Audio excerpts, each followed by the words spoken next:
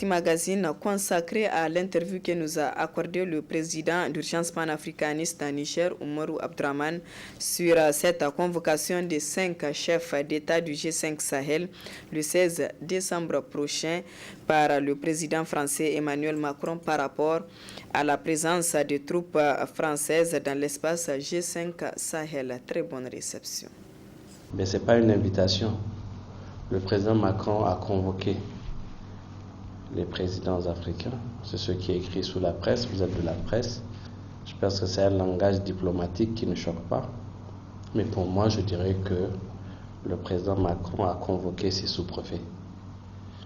Et je pense que j'ai été choqué de voir cela, bien que ça ne nous surprend pas. Parce que si nous sommes en train de dénoncer la politique française en Afrique, si nous dénonçons la France-Afrique, c'est parce que justement nous savons quel regard les dirigeants français ont envers les dirigeants africains. Donc c'est pour dire et confirmer que la France-Afrique continue toujours à planer sur nos pays. Je pense que le président Macron veut pousser les chefs d'État, les cinq chefs d'État de la zone G5 Sahel. Ils veulent les pousser au mur, les pousser à dire clairement leur position par rapport à cette situation. Vous trouvez le problème des bases militaires étrangères dans nos pays est à la une actuellement et est en train de faire couler beaucoup d'encre.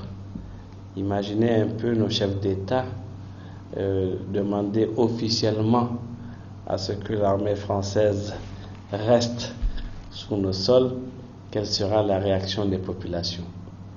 Et imaginez également que nos chefs d'État demandent le départ de ces bases militaires étrangères, quelles seraient les réactions de M. Macron. C'est dire que c'est un exercice très difficile, très compliqué. Mais moi, j'ai 2 messages à passer. Premièrement, il faut que le président Macron comprenne. Il faut que certains Français comprennent. La lutte que nous menons, ce n'est pas de la xénophobie.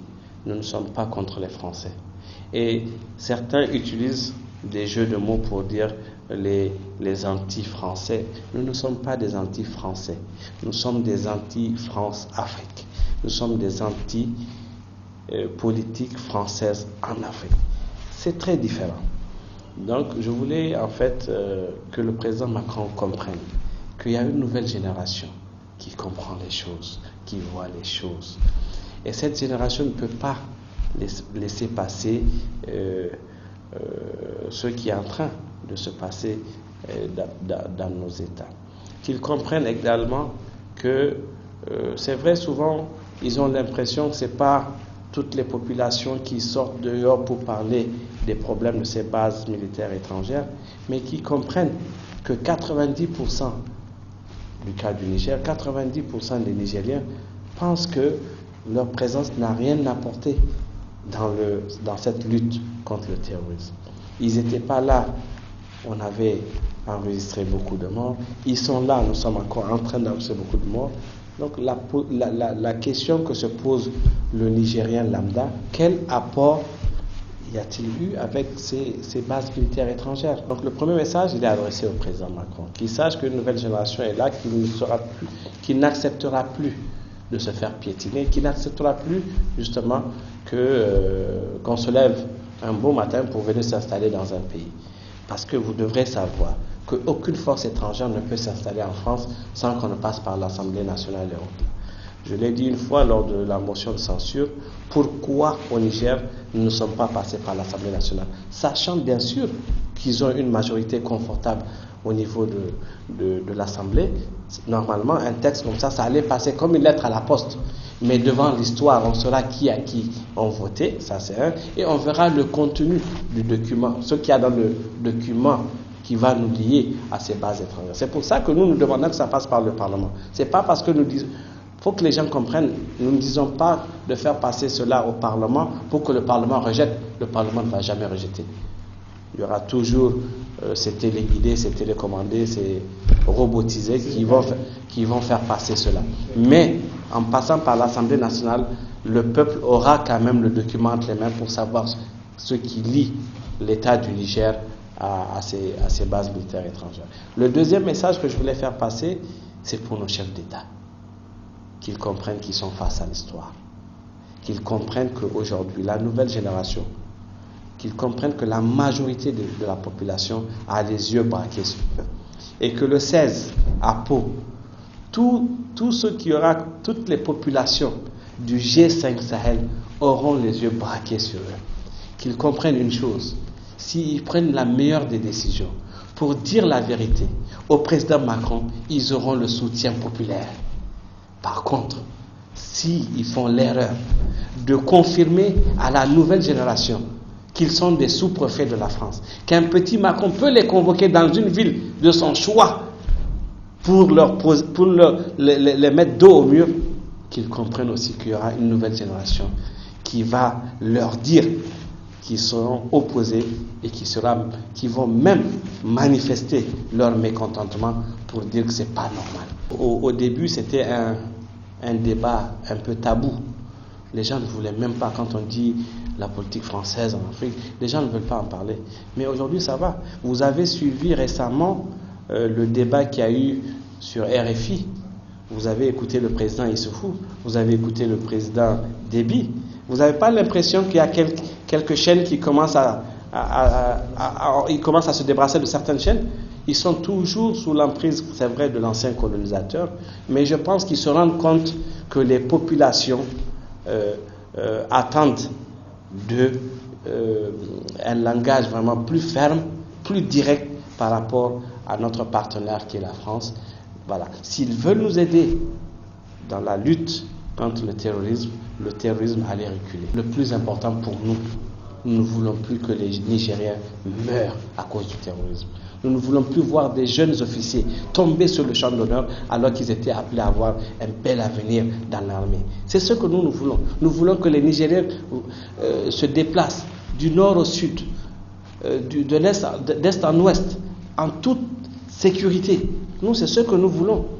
Nous ne voulons pas juste d'une présence. Si la présence ne changera rien dans la sécurité de nos populations, à quoi ça sert? C'est ce que nous voulons. Il faut qu'ils comprennent, en fait, comme je l'ai dit tout à l'heure, ce n'est pas une haine que nous avons contre eux. Nous voulons que la fin du terrorisme au Sahel. Et pour ça, il faut être sincère dans ce qu'on fait. Voilà, nous, ce que nous voulons. Que ce soit la question du CFA, vous avez écouté aussi un sous-préfet de la France récemment dire que le CFA n'a pas de problème et que d'ailleurs, même si on passera à l'écho, ce sera l'écho arrimé à l'euro. Vous l'avez bien écouté, vous savez de qui il s'agit. Donc, pour le CFA, ils sont en train de tirer les ficelles via leurs marionnettes. Pour le cas aussi des bases militaires, sur les 5 chefs d'État, je pense que vous devrez savoir aussi quelles sont les vraies marionnettes de la France. Il y a quelques-uns qui ont commencé à se débarrasser des chefs. Mais ce que moi je voulais dire dans tout ça, c'est que les chefs d'État doivent savoir, je vais me répéter encore une fois, qu'ils sont face à l'histoire et face à une nouvelle génération qui ne se laissera pas faire. Vous avez parlé tout à l'heure, il a parlé des manifestations, des mouvements qu'il y a eu. Moi, sur Jeune Afrique, j'ai vu ma photo, on dit que je suis agitateur. Vous étiez là le 14 septembre à la place de la Concertation. Est-ce qu'on ressemblait à des agitateurs? Nous avons fait une marche, un meeting pacifique, où nous avons dénoncé les choses, où nous avons dit aux gens ce que nous pensons. Est-ce que ça, c'est de l'agitation? Dire aux populations ce que nous voulons comme monnaie, c'est un problème. Dire aux populations que nous n'avons pas besoin des bases militaires parce que ça n'a rien changé dans notre quotidien. Chaque jour, les familles sont endeuillées, c'est un problème. C'est ça, être un agitateur. Donc, vraiment parler de ces mouvements anti-base française, bien qu'il n'a pas voulu parler des anti-francs CFA, Je pense que c'est un faux débat. C'est pour distraire les gens. De toute façon, actuellement, la balle n'est pas dans le camp de Macron. La balle est dans le camp des 5 chefs d'État qui feront le déplacement pour l'écouter.